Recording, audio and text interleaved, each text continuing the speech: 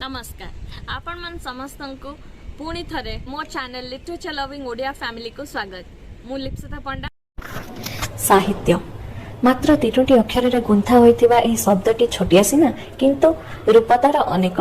केतेबेले सी वर्षार रिमझिम नाद तो केतेबेले कोइलीर कुहुकुहु तान, केतेबेले कोलाहलमय दिनर संकेत तो आउ केतेबेले निशब्द रजनीर विरह झिंकारी सी, केतेबेले शब्दकोशर भारी भारी शब्द को गुंथा जाई लेखा होइथिबा मोटा मोटा पुस्तक तो आउ केतेबेले बिना शब्दरे बास मनर आवेग साहित्य।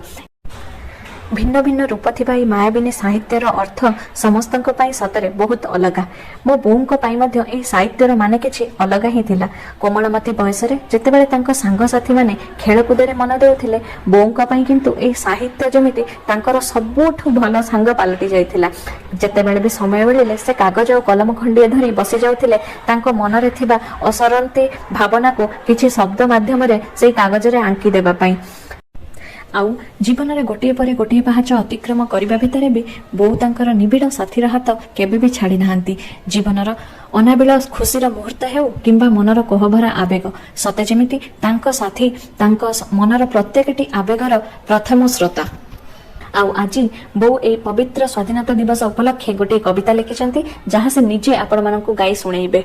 आशा करे आपण मानकु बहुत भला लागिबो। नमस्कार, मु अवंती पंडा। आज 15 अगस्त आमर पवित्र स्वाधीनता दिवस।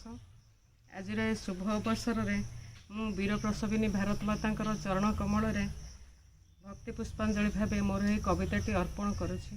कविताटीर शीर्षक महाव्रत। आमेरे भारतवासी ए वीर माटीर आमे सुयोग्य संतान। आम मध्य कई हिंदू, किए मुसलमान, किए पुणी ख्रीस्टियान, किए सिख जैन। स्वधर्मर संस्कृति और परंपरा रक्षा लगी पाळु आमे 12 ओषा 13 व्रत महा महोत्सव। केबे कि भाविछु आमे सांप्रदायिकतार सीमित परिचय छड़ा अच्छी आम अन्य एक परिचय। स्वधर्मर रक्षा छड़ा अच्छी आम अन्य एक परम कर्तव्य। ए महाधर्मर अवगति पाई आगे आस हे मोर समग्र भारतवासी। सांप्रदायिकतार सीमित परिधि मध्यरु स्वजातिर संकीर्ण बलय मध्यरु चाहे देख प्रथम आमे भारतीय। स्वधर्मर लक्ष्य व्रत पर पाळिबाकू हेबो आज आउ एक व्रत।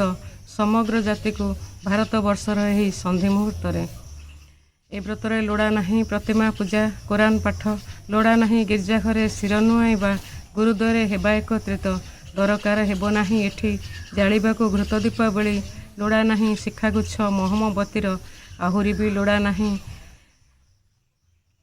उपवास काष्ठा आचरण, सारा राति जागी बसी जालिबा जागर। भोग पाई लोड़ा नहीं दिव्य अमणिया, लोड़ा नहीं धूपदीप गुरु चंदन, लोड़ा एठी खाली खोला मन स्वच्छ हृदय, लोड़ा खाली पादपूजा भारत मातार वीर प्रसविनी आम दिव्य जननीर।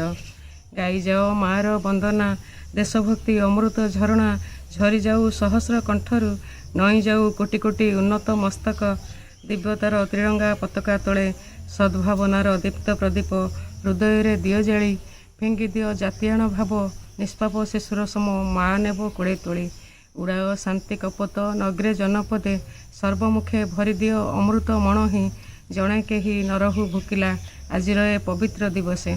मंदिर मस्जिद गिर्जा सबकिछि ए भारत वर्ष पवित्रतम मुक्तितीर्थ ए सर्वजन पाई।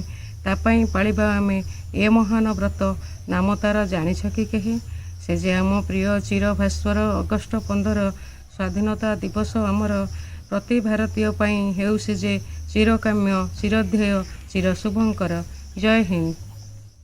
आपण मानकु आम चैनल आउ यार कंटेंट जदि भल लागुछि आपण याको लाइक शेयर आउ सब्सक्राइब एंड कमेंट करंतु लिटरेचर लविंग ओडिया फैमिली को।